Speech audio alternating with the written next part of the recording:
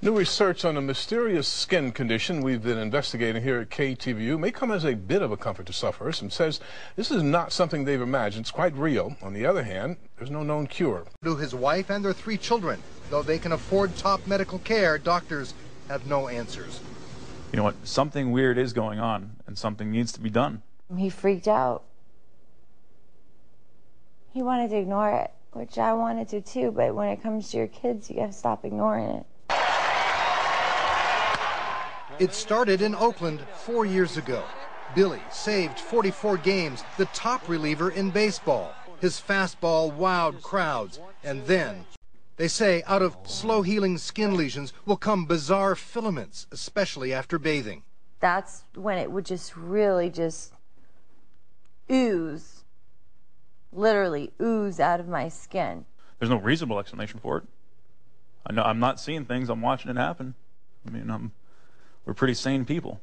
They've seen several doctors. Everybody's told them they're crazy. It's in their head. They're delusional. Dr. Neelam Upal gave the Kochs and 15 other patients a powerful anti-parasite medicine and antibiotics that helped temporarily, but the filaments came back. I've seen them send it to the lab. They can't identify it. They'll say nothing. It's not enough that you're suffering and hurting and you're an idiot and you're crazy on top of it. I mean, I'm really hurt and I'm really sad and I'm really scared. It looks like there's a lot more on your back here. San Francisco physician Rafael Stricker took samples from Bay Area sufferers. Patients report pustules and filaments that most doctors dismiss. You're nuts. If you're talking about a white thing coming out of your wounds. Dermatologists told us it was all delusions, although none had studied it.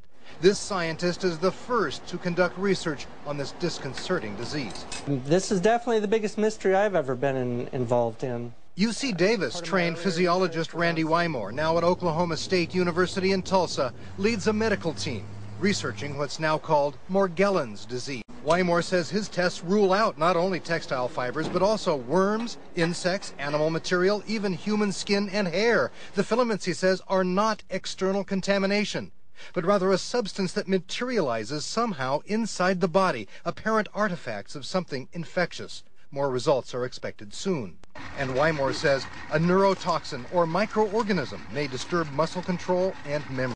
New information tonight about a mysterious condition called morgellons that's affecting more than 100 people in South Texas. Since 5 first brought you the story in May of this bizarre disease that makes people's skin crawl, nobody knows how you get it, really. Now the Centers for Disease Control in Atlanta is launching a study that could target Texas. Tonight, Eyewitness News anchor Deborah Knapp travels to Ground Zero in Nevada to uncover the truth about morgellons. You feel some kind of crawling sensation right around the lesion. Cindy Casey suffers from morgellons. It has bizarre symptoms, lesions that leave scars, the sensation of bugs crawling under the skin, and the most shocking, fibers that pop out of the skin. Mostly black and white. Some of them were blue and some of them were red. These are Cindy's lesions at their worst.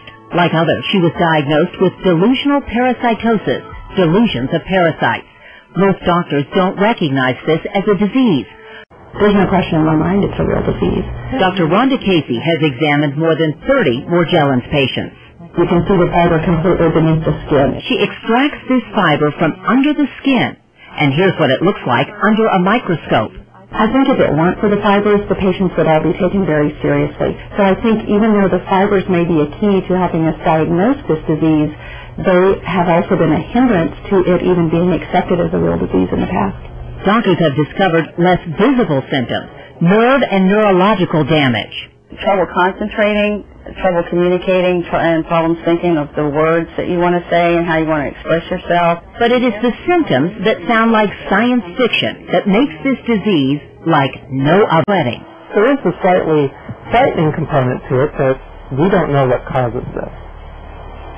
If more and more people are coming down with morgellons, we need to get a handle on this. Is there an environmental component that needs to be addressed? Is it contagious? These are all things we really don't know the answer to at this point. The CDC has formed a task force to investigate morgellons, and they're launching a study to find out where this condition is most common.